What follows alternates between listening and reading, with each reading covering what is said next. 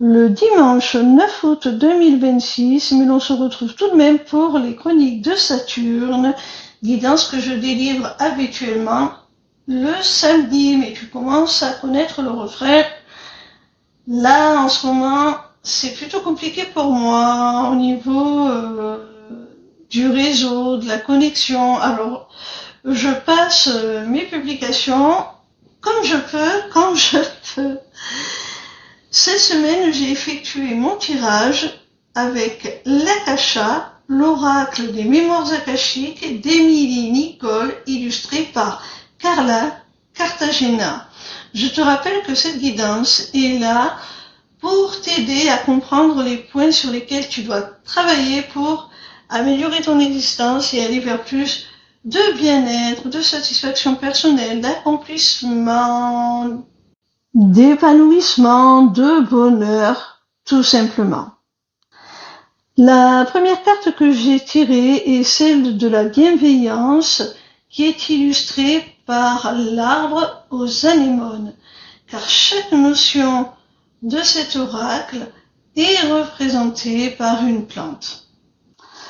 Pour moi, cette carte nous montre que tu es quelqu'un de très généreux sur le plan affectif, émotionnel, même sur le plan matériel aussi, pourquoi pas. Tu fais preuve de bienveillance, tu es quelqu'un d'attentionné, à l'écoute. Mais attention mon petit rayon, parce que j'ai l'impression que c'est souvent à sens unique et que tu t'épuises en étant bienveillant, en donnant tout à des personnes qui prennent sans jamais rien donner en retour. La seconde carte que j'ai tirée est celle de l'ouverture du cœur, qui est représentée par la rose campion. Encore une fois, on voit mon petit rayon à travers cette carte que tu es quelqu'un avec un cœur immense qui, s'il le pouvait, y accueillerait la terre entière. C'est tout à ton honneur. Mais encore une fois, faut-il avoir un juste retour des choses, avoir un juste équilibre dans les relations, quelles qu'elles soient. Peut-être fais-tu preuve d'ouverture de cœur et de bienveillance envers les autres, et pas forcément envers toi-même aussi. Alors apprends à t'aimer et à t'accepter. La troisième carte que j'ai tirée est celle de la prise de responsabilité, et c'est l'iris blanc qui en est le symbole.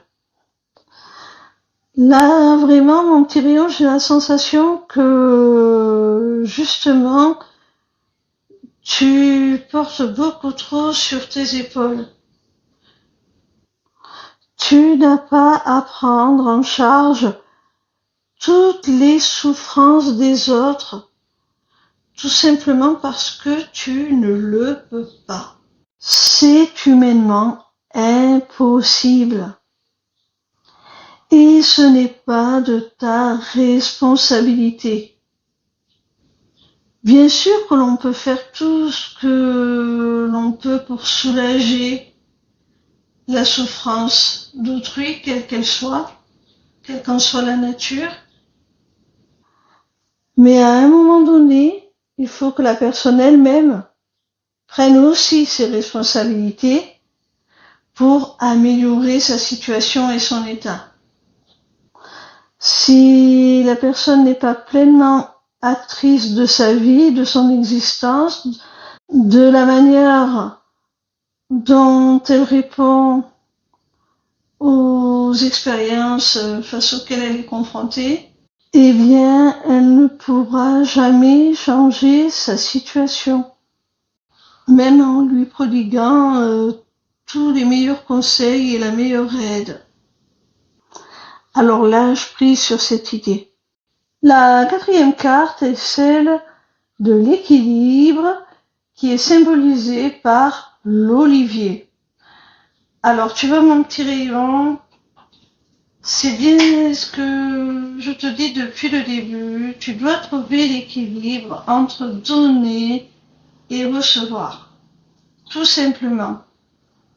Afin de conserver l'énergie qui t'est nécessaire et de l'investir à bon escient. Parce que là, j'ai l'impression qu'il y a une véritable hémorragie énergétique. Tu te vides totalement de ton énergie pour en faire bénéficier les autres à tous les niveaux. C'est sacrificiel et ça n'amène jamais rien de bon. La 5e et dernière carte est celle du monde subtil qui est représentée par le lotus. Alors cette carte, elle te demande de te reconnecter au divin, d'écouter les présages, les signes que les guides t'envoient. Ils te montrent le chemin, ils te montrent là où il est judicieux de dépenser ton énergie. Qui mérite ton aide ou pas.